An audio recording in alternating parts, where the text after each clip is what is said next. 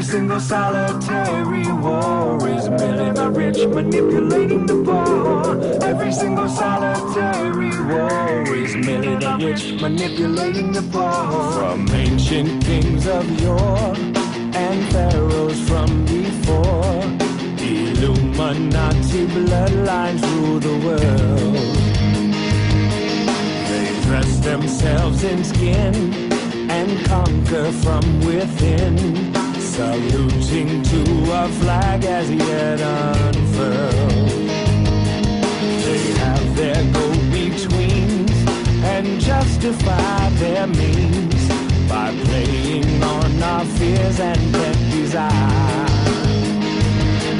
The fabled lords of rings, they are the lizard kings. My dragon's breath, the skies alight with fire.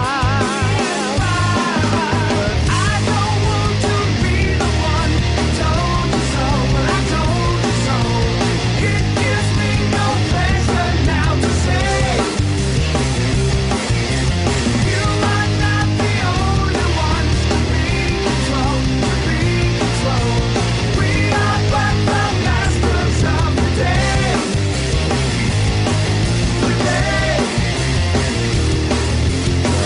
Of skulls and bones, they sit upon their thrones, but they are just the pawns that we can see. The secrets that are kept have grown up as we slept, and now they threaten our humanity. It may be one to laugh, call it a foolish path, but wise men say the truth will make us free. The part that they leave out is that without a doubt, the truth destroys a false reality. I don't want to be the one who told you so, but I told you so. It gives me no pleasure now to say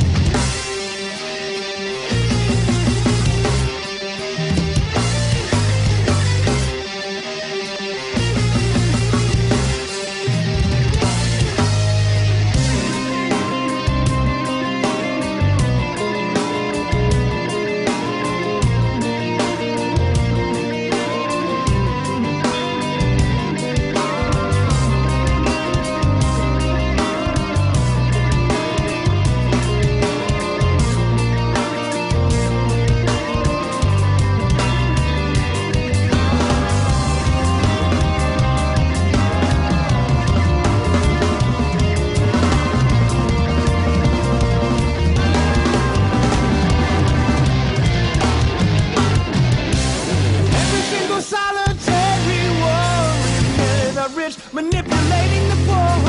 Every single solitary war is really the rich manipulating. I don't want to be the one who told you so, but I told you so. It gives me no pleasure now to say you are not the only one to be controlled, to be controlled. We are but the masters of the day.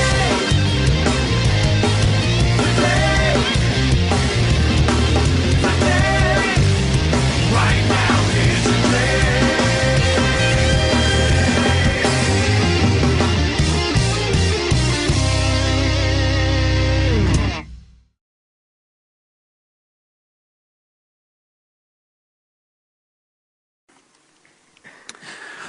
And this is a key area of the world in terms of that re-emerging knowledge after the cataclysmic times, sometime afterwards too. And these are the ancient societies that were more advanced than so much of the rest of the world. And there's a common theme that you find among these ancient societies, along with the cataclysms and stuff like that, and that is of an interbreeding between what clearly appeared to be non-human race and humans to create hybrid bloodlines. Now this, of course, is the most famous one. It's in the Bible. There were giants in the earth in those days, and also after that, when the sons of God came in unto the daughters of men, and they bare children to them. The same became mighty men, which were the old men of renown in Genesis. But that basic theme of an interbreeding between a non-human race and humans creating a hybrid bloodline is found all over the world. It's found in this area of the world, which, in terms of the bloodlines that are in the positions of power today, very, very significant. This area of Sumer, which became Babylon in what we call Mesopotamia, and the land between two rivers, and of course, what do we call that today? Iraq. Now, the invasion of Iraq was for many reasons. Oil, yes. Control, yes. Multi-reasons. It's very rarely for one reason. But another reason in that package was because that land we now call Iraq is very historically significant to the bloodlines that in the modern world are behind things like the invasion of Iraq, also Egypt and the Indus Valley culture. And this particularly is very significant in terms of the way the world is controlled today. Sumer, which became Babylon, and again, you have the stories from thousands of clay tablets that were found in Iraq and have been translated. I call them the Sumerian tablets. And they talk, like all these others around the world, of this interbreeding between non-humans and humans to create this hybrid bloodline. I'm going to go too much into this because there's so much about the present day I want to get through in this section. But these bloodlines, these hybrids, became the elite. They claimed to be, one of their terms was demigods, part human, part gods, as these non-human groups were perceived to be, because they had abilities to do things because of their advanced knowledge that made them appear godlike. And the old, ancient, recurring theme of the divine right to rule, which is what? The right to rule because of your bloodline, because of your DNA. We have a head of state, you have a head of state, same one, in Buckingham Palace, who is only head of state because of her bloodline, because of her DNA. If she had a different DNA, she might be cleaning the throne, not sitting on it. That's how ridiculous it is. So even today we have this still running. And in the background, among those that control banking and business and media, we seriously have it running. It's just not official like it is with the official royal families. And these demigods, these hybrid bloodlines, were the ones that ended up in the positions of royal power, and they fought among each other like crazy. For instance, even in China, the emperors claimed the right to be emperor because of their connection to what they called the serpent gods. And that's a common theme, the serpent or the reptilian figure. So these bloodlines, let me just hold on that for a second.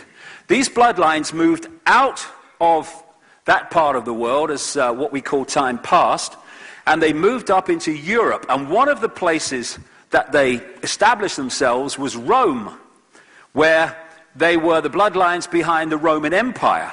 Now, one of the common themes that you find wherever these bloodlines went is an empire. You had the Babylonian Empire, for instance. They had the Sumer Empire before that, though it's not recognized in official history too much. And then you had the Roman Empire, and then they moved up into Northern Europe and eventually located their headquarters in Britain, particularly London. And what followed that? The British Empire, on which it was said the sun never set because it was so vast. And then we had this sleight of hand, because what the British Empire and the others, the French Empire and others in Europe too, same, but the British Empire was the most significant because of its size, what they did was export the bloodline all over the world. And, crucially, I'll get to this later, the secret society network, which follows the bloodline, to manipulate it and its representatives into positions of power to control the societies they target. So what we had when the colonial empires apparently on the surface broke up was global Babylon. Because what happened on the surface, the colonial powers gave independence to the countries like Australia and America and stuff like that. But in truth, what happened was the bloodline and the secret society network stayed in those countries and have gone on controlling those countries ever since, from a central point in Europe. Overwhelmingly London, but there are other places in Europe too, where the very significant centers of power for this bloodline network. And there's two types of control. There's a control you can see, touch and taste: communism, apartheid, fascism. And at least the people under those tyrannies understand the situation they're in. They're in a tyranny. And they can see, at least the front men, who are in control of the tyranny. Eventually, it might take a long time, but eventually there will be a rebellion against that kind of tyranny where you know where you stand. The greatest form of control, which can go on forever until it's exposed, is a tyranny you can't see, touch and taste, where you're sitting in a prison cell but you can't see the bars. Because people don't rebel against not being free when they think they are. And so what happened in this sleight of hand, when the colonial powers apparently gave independence, is there was a move from a tyranny you could see, colonial control from London overwhelmingly, to a tyranny you couldn't see, which is called democracy, which is called putting a cross on a piece of paper every 4 or 5 years, and then the people you voted for or not voted for often doing what they bloody like. It's called freedom. It's very good. I want to try it sometime. And so what we've had is a hidden tyranny ever since, masquerading as freedom.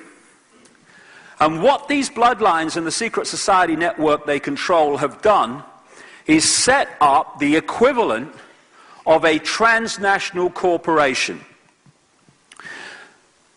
As transnational corporations work, they have a headquarters, and then in the different countries they have subsidiaries. And the subsidiaries do what the headquarters tell them to do. Corporate policy, they call it. Well, what these bloodlines have done is exactly the same, only it's secret societies for subsidiaries.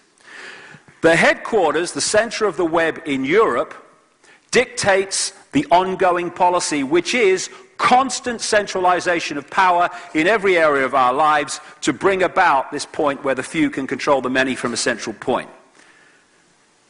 And in each country, free our minds from the programming that turns infinite consciousness, having an experience, into a four-legged animal from which we get wool, that have lost the ability to decide perception and reality for themselves and have to have it decided for them.